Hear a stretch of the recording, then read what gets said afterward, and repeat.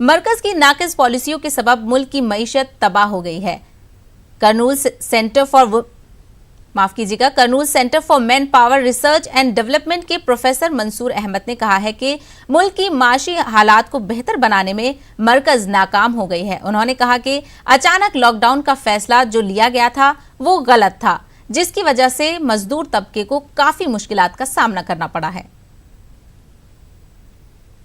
Corona incident में lockdown से पहले without preparing the people, without preparing the labour, all a sudden government 4 hours में lockdown announce करने से वल्नरेबल इम्पैक्ट ये लेबर के ऊपर पड़ा। इन लैक्स नहीं, इन crores.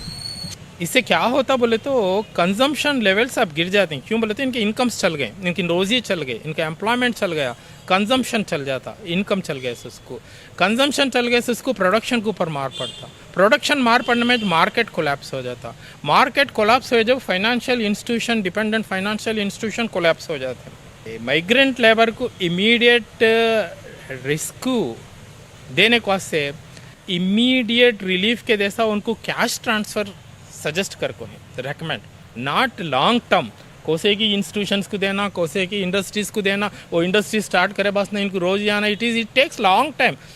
Right now they are on ventilators, they need immediate work, not tablet, not injections.